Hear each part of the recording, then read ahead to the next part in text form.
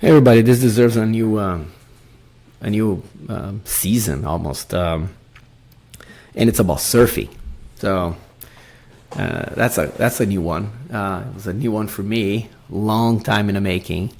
Um, Especially growing up in Brazil, going to the beach many times. I don't know why, right? I played around with the bodyboard, but never stood on a surfboard um, until there was a little class. My company is a 1 day retreat a few months ago, where in Israel.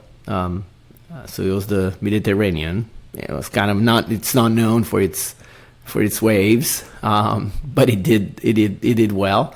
That day wasn't that bad. Now you don't want very big waves on your first day, but you want some waves. At least you can get moving.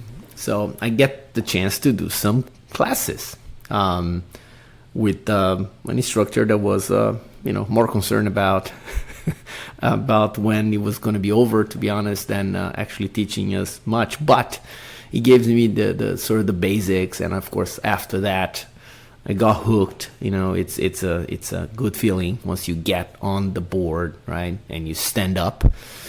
So I did my own research, and in terms of, and there are several sources on the web, on YouTube. You can find it, different techniques on how to get surfing, which I'm not going to explain here because I'm still learning. But there are plenty of resources. I did that, and then I found the closest place where I could continue to take some classes, and enjoy it. So I'm at a point now that I've taken enough classes that I actually can catch waves myself. I still benefit from having somebody with me, of course, to give you some tips. Sometimes give me an extra push on where to go and how to catch the wave and what to do after you stand up.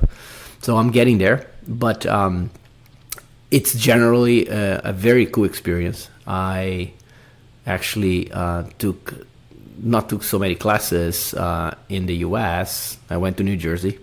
The place is in Seabright, very nice beach town.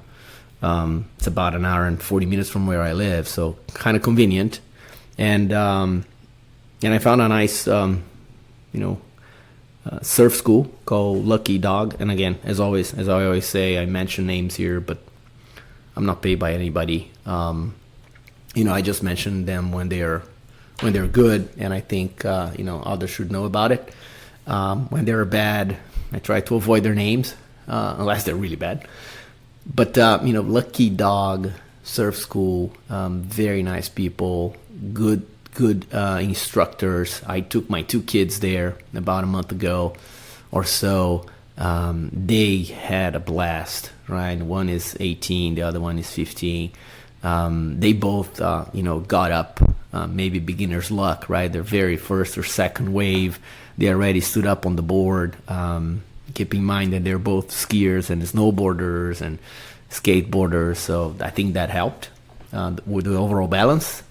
But they had a blast. The instructors were great. I think they could have provided some more of the basics on sand without going into the water, but the classes are relatively short. We're talking about a 90-minute, sometimes 75 to 90-minute class. So you gotta get in the water as soon as you can to make sure you learn there. But because I did some of the offline or online training myself, even using a simulated board on the floor. I could give us some tips of how to push up and themselves onto the board and then get surfing, and then from there on, right, just use your balance and good positioning. But again, overall, I'm talking about the experience. There are many, right? The more I research about it, the more I found interesting surf schools, in reasonably good beaches, right, where you can really learn. And it's a great, it's great. You can take some time off, and then between classes, if you take two classes, like what I did to them was like I took 2 classes in one day, another class in the next morning, so they could rest a bit. My daughter, she could bathe, sunbathe between classes and after. We could just chill on the beach and rest and get something to eat, and then we got back in the water. Of course, the high tide, low tide schedule, restricts your flexibility a bit in terms of when you can go back and catch waves. So it's not like you're gonna rest for 4 hours and then find some waves, depending on where you are. But again, strongly recommend. I'm gonna do more of it. Actually, I'm recording this on a Saturday, and tomorrow, Sunday, the day's looking really good. I'm gonna go there, even though my kids won't be there with me. I'm gonna go there myself, and spend like the morning surfing and trying to get better. Again, it's really, really cool.